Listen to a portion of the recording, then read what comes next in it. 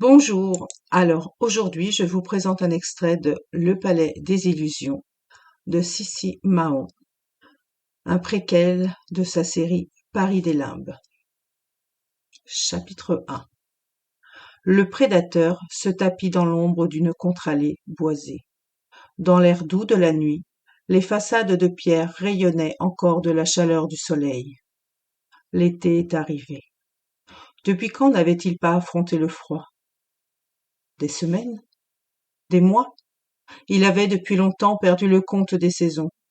Chaque nuit se fondait dans les précédentes, leur obscurité illuminée par un unique désir, se nourrir. Et rien d'autre, surtout rien d'autre. Les avenues rectilignes du nouveau Paris se prêtaient mal à l'embuscade. Mais l'année 1900 lui avait offert un nouveau terrain de chasse et une nouvelle réserve de gibier. Au bout de l'avenue, les projecteurs électriques poignardaient la nuit de leur lumière blafarde, attirant le gibier aussi sûrement qu'un point d'eau en plein été. L'exposition universelle. Depuis sa cachette, il goûtait sur le bout de sa langue la poussière des allées et la sueur des visiteurs. Chaque jour, des milliers d'humains s'y précipitaient. Chaque nuit, un n'en repartait pas vivant.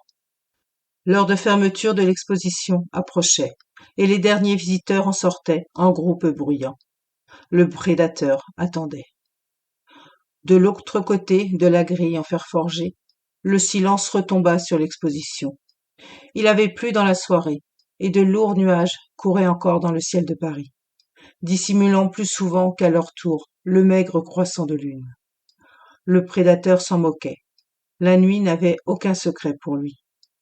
Le vent lui porta l'odeur de la fille bien avant qu'il ne découvre sa silhouette. Jeune, saine, elle exhalait des senteurs d'ail et de vin. Elle salua le gardien d'un geste de la main et se glissa dans le tourniquet. Une fois sur le trottoir, elle longea le mur de l'école militaire en direction de l'hôpital des enfants malades. Il lui emboîta le pas. À cette heure de la nuit, les honnêtes gens étaient depuis longtemps dans leur lit. Ne restaient dans les rues de Paris que les malfrats, les prostituées et les pauvres employés forcés de travailler jusque tard le soir. Et cette exposition universelle regorgeait de pauvres employés. Les pas de sa proie résonnaient sur le pavé d'une rue étroite. Devant elle, la masse sombre de l'hôpital bloquait les lumières de la gare Montparnasse. Bientôt, la fille déboucherait dans le nouveau quartier, avec ses avenues rectilignes et ses immeubles brillamment éclairés, et elle lui échapperait. Il avait trop faim pour laisser son repas s'en sortir. Il pressa le pas, abandonnant les ombres pour le milieu de la rue. Au dernier moment, sa proie dut sentir le danger.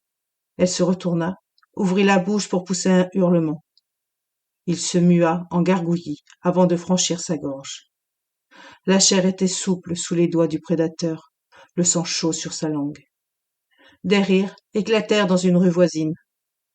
Derrière une façade sombre, un nouveau-né hurla. Dans la ruelle, les battements frénétiques d'un jeune cœur se turent enfin. Chapitre 2. Le faux du vrai. Kiyoshi leva les yeux vers la grande fenêtre. La lumière douce du matin se déversait dans le bureau, faisant étinceler des particules de poussière en suspens dans l'air, comme des joyaux. De l'autre côté de la vitre, Paris résonnait déjà, des bruits d'une ville moderne, sabots ferrés des chevaux sur le pavé, cris en tout genre, et à l'occasion, le rugissement d'un moteur automobile. Mais dans le bureau de Masao Hata, le silence régnait. L'air sentait le bois ciré, l'encens et le chien. Kiyoshi fronça le nez.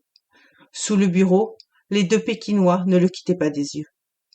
Il leur montra les dents et se détourna. Debout, devant la fenêtre, Masao examinait la dernière création de Kiyoshi, une statuette de femme de la taille de l'avant-bras. Le bronze luisait doucement dans les rayons du soleil, le visage impassible sous la haute coiffe.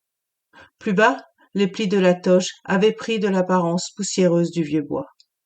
Masao retournait la statuette entre ses mains, un sourire gourmand aux lèvres.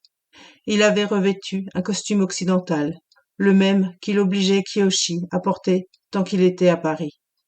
Chemise blanche à col cassé, gilet de soie grise brodé, pantalon anthracite. Mais aucun changement de costume n'aurait permis aux deux Japonais de se fondre dans la masse des Européens, comme les regards curieux le rappelaient tous les jours à Kiyoshi. Canon, marmonna Masao, le grand être de compassion. Parfait. Cet imbécile n'y verra que du feu. Préviens le Gal que j'ai une nouvelle pièce à lui proposer.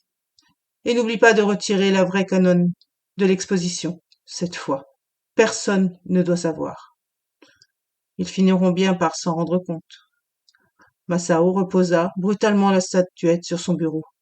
Sous le meuble, les deux Pékinois couinèrent de surprise. Le regard toujours fixé sur le visage béat de Canon, Kiyoshi ne réagit pas. Immobile et raide dans son costume occidental, il s'appliquait à conserver le même masque impassible que la déesse. C'était la seule manière de protester encore à sa portée. Masao contourna son bureau à grands pas, trop grand pour sa modeste stature, et vint se planter devant Kiyoshi.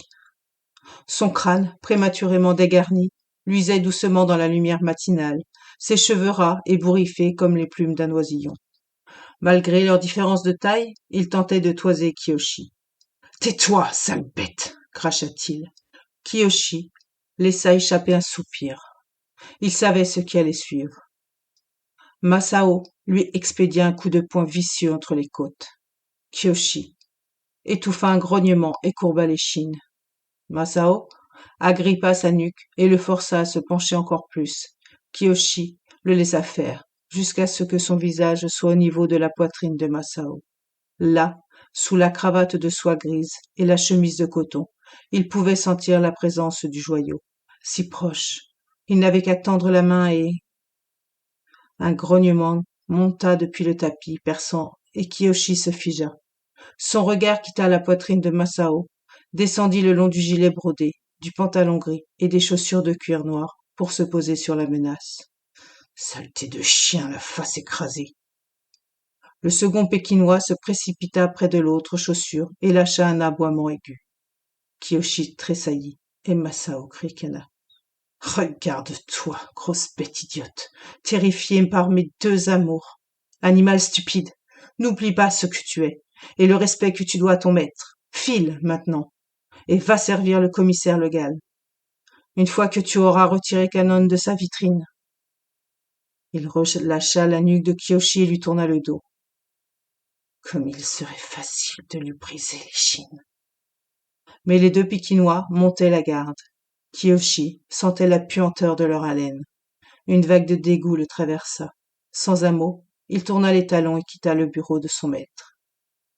Le commissaire Legal avait évoqué une petite inspection des guichets du Trocadéro pour ce matin-là. Kiyoshi quitta la résidence japonaise pour émerger sur l'esplanade des Invalides. À sa droite, le palais de pierre surmonté d'une coupole dorée. À sa gauche, au bout de l'esplanade, le fleuve. L'exposition n'avait pas encore ouvert ses portes et le trottoir roulant ne serait pas en marche. Kiyoshi descendit vers le quai. Il lui fallait passer au pavillon des arts, modifier l'exposition avant de retrouver le commissaire. Chaque fois que Kiyoshi approchait les jardins japonais, il pouvait sentir ses dents grincer. Tout était faux dans cette partie du parc. Si les paysagistes français s'étaient bien inspirés de jardins existants, ils n'en avaient vu que de mauvaises représentations et n'avaient pas cherché à en connaître les différents principes. Résultat, un portique de temple shinto surplombait l'entrée du jardin zen, lui-même perdu au milieu d'un parc de plantes vertes. Le tout était dominé par une impressionnante reproduction du temple bouddhiste, le seul élément réussi dans cette cacophonie. Plus loin, des boutiques vendaient du mauvais saké et des japonaiseries fabriquées à la chaîne. Les essences de plantes utilisées ne correspondaient à rien, les proportions étaient fausses.